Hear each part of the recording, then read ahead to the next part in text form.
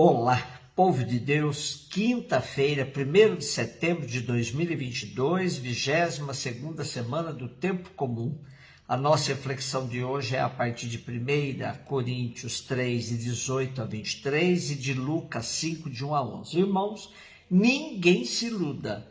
Se algum de vós pensa que é sábio nas coisas deste mundo, reconheça a sua insensatez para se tornar sábio de verdade. Pois a sabedoria deste mundo é insensatez diante de Deus. Com efeito, está escrito: ele apanha os sábios em sua própria astúcia. E ainda, o Senhor conhece os pensamentos dos sábios, sabe que são vãos. Portanto, que ninguém ponha a sua glória em homem algum. Com efeito, tudo vos pertence. Paulo, Apolo, Cefas, o mundo, a vida, a morte, o presente, o futuro, tudo é vosso, mas vós sois de Cristo e Cristo é de Deus. Paulo contrapõe sabedoria deste mundo com a verdadeira sabedoria, aquela reconhecida por Deus. Na verdade, Paulo sabe que para muitos a fé, a pregação e a cruz significavam loucura, mas é aí que está a verdadeira sabedoria. Paulo relativiza toda a sabedoria deste mundo, pois alguns se jactavam de ser sábios e mais que os outros. Para estes, tudo o que era anunciado por Paulo era loucura. De nada adianta a astúcia deste mundo frente à sabedoria de Deus, que perscruta os pensamentos mais sofisticados daqueles que se julgavam acima de outros. Porém, a sabedoria do projeto de Deus critica e põe abaixo todos os projetos da sociedade, ainda que estes pareçam ser bem engendrados e programados. Conhecendo e vivendo o projeto de Deus, a comunidade cristã é radicalmente livre e não deve dobrar-se diante de pessoas ou coisas, pois ela pertence unicamente a Cristo e a Deus. Assim sendo, mais vale ser sábio nas coisas de Deus do que ser insensato de colocar a própria glória no ser humano. Se somos e vivemos como sendo de Deus, não haverá espaço para criar facções na comunidade. E quando Paulo diz: ninguém põe a sua glória em homem algum, comparando com o pensamento mais geral do apóstolo, percebemos que para ele o absoluto de Deus manifestado em Jesus é o mais importante na vida.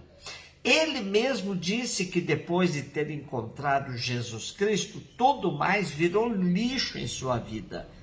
Por outro lado, era patente na comunidade de Corinto a divisão e uma espécie de formação de fã-clube. Uns seguindo Paulo, outros preferindo Apolo, outros dizendo que Cefas era o superlíder.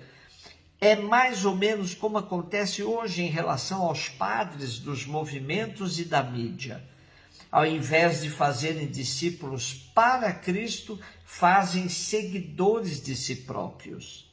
Por isso, Paulo afirma Jesus Cristo como absoluto e único na vida dos verdadeiros cristãos.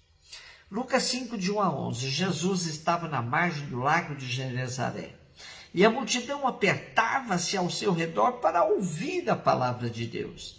Jesus viu 2 barcas paradas na margem do lago.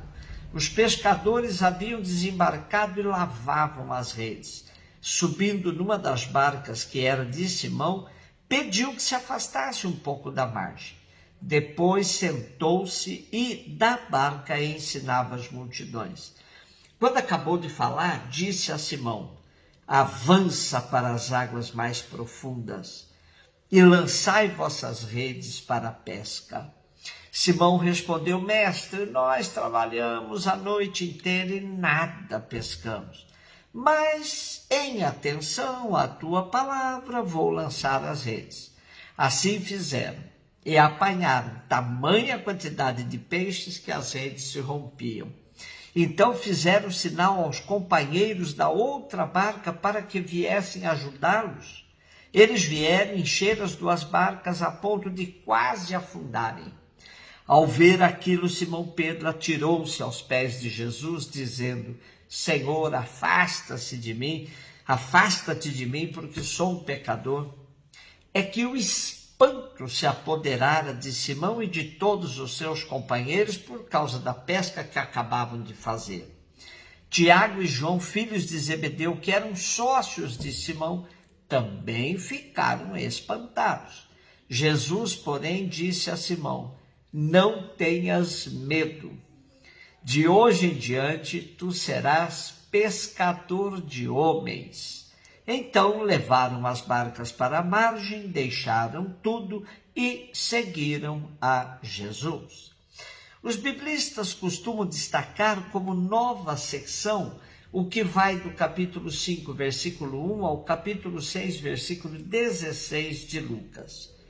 Começamos, pois, com a multidão se comprimindo ao redor de Jesus para ouvir a palavra de Deus.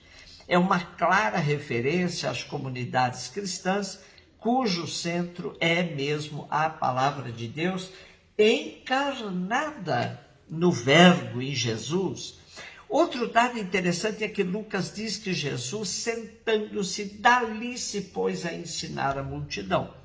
É verdadeiramente uma palavra ex cátedra, ou seja, ensinando com autoridade. Tratava-se da catequese primitiva. Significa que, além do anúncio evangelizador, há uma catequese já normal e permanente nas comunidades. Até aqui, no relato de Lucas, Jesus aparece atuando sozinho no território da Galileia, mas agora começa a se cercar de colaboradores. O relato do chamado em Lucas não é simples, mas sim acompanhado de dados que nos ajudam a antever a missão. Na nossa perícope hoje é evidente o destaque dado a Pedro, que experimenta e reconhece seu fracasso como pecador, mas que Jesus não leva isso em conta e lhe confia a missão.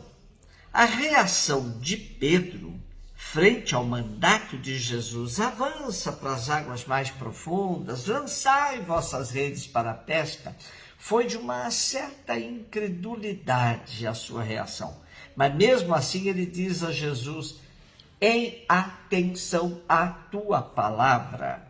É importante porque Pedro sai de uma situação de desolação, pescamos a noite inteira, nada conseguimos, para uma aventura em obediência à palavra de Jesus. Pescar é imagem de apostolado, como será depois o pastoreio. A abundância da pesca simboliza para a comunidade a expansão da igreja. É, portanto, um relato cheio de esperança, pois de uma noite de fracasso eles passam para barcos cheios e transbordantes. É preciso acreditar na palavra de Jesus e sair da superfície para avançar para águas mais profundas. É um convite a todos nós para que vençamos o nível da mediocridade e nos lancemos a experiências mais substanciosas, mais profundas. Somente aí teremos chance de avançar no projeto evangelizador e antecipar tudo o que podemos do reino de Deus, que não se esgota por aqui, mas aqui deve começar. E nosso texto termina com a expressão da adesão total dos primeiros a Cristo. Depois de terem reconduzido as barcas para a terra, deixaram tudo e seguiram a Jesus. Esta expressão alerta para o radicalismo evangélico. Lucas quer indicar que o seguimento de Jesus implica não só uma opção pessoal, mas também a decisão de se desapegar de tudo aquilo que de algum modo possa enfraquecer a adesão a Jesus. Um beijo no seu coração.